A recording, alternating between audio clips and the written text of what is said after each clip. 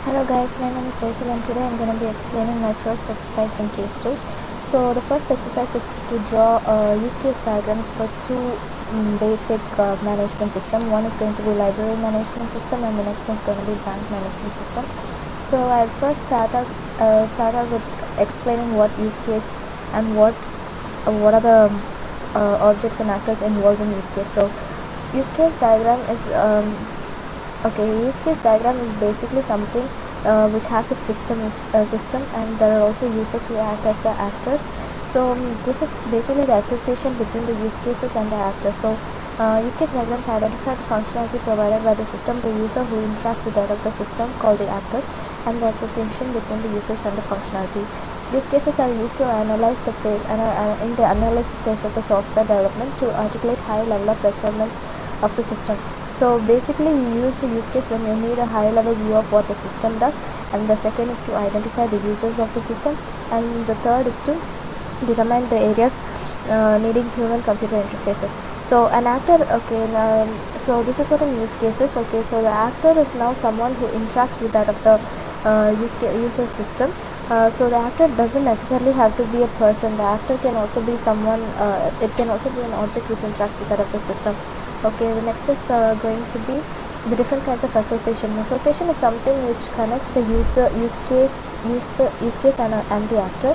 So association, we have different types. We have direct association, and then we have something called include. Include is something, it is a relationship between two use cases which is used to show that the behavior of these is included as well. It is something that is not it is something that is compulsorily being included. Extended is something which you can include, or it is optional. It is not really necessary. The next is I'm going to be describing my use case diagram first. So as you can see, this is my use case for the library management system. And a library management system, I have four actors here. The first one is the student, and next is the guest user, the librarian, and the management system. So let's see, the student, as you know, he directly interacts with that of the librarian management system, and the guest user here, he interacts with that of the librarian. So a student, when initially he comes, he scans his ID card, and the student login is needed if he needs to access any system within the library. So here we have include and extend. We have three other use cases like change password, exceed number of tries, or forget password. So this is basically used to check the authenticity of the user. So the student will also be able to check the books available, to return books, borrow books, and also to provide him feedbacks and queries if he has any. And similarly, the management system is the one who controls the dues, the student enrollment, and also fixing the file. So the librarian, basically he is the one who controls the management system, and he can also update the system by adding the books he needs to borrow, or the books that needed to be updated newly. Then there is the guest user.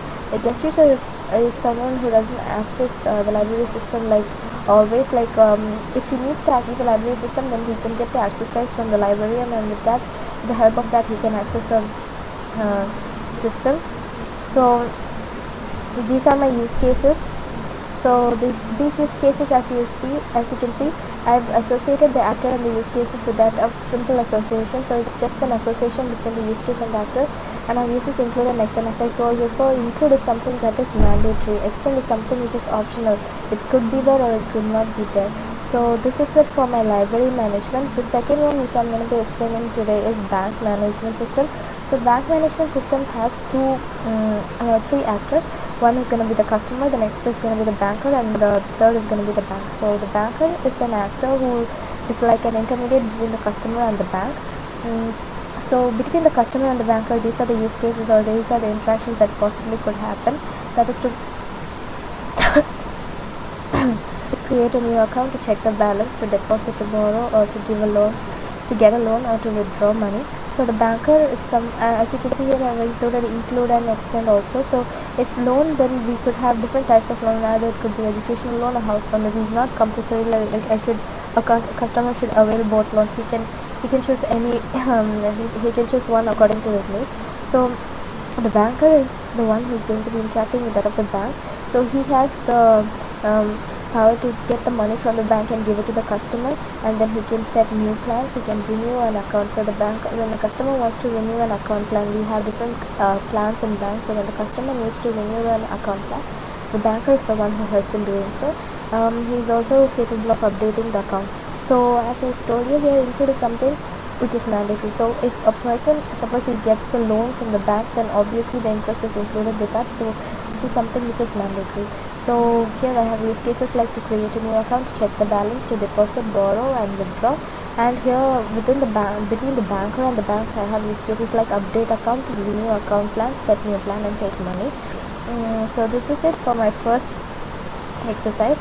So here I've explained the use cases and also the different functionality of each use cases. So this is it for my first exercise. Thank you for watching.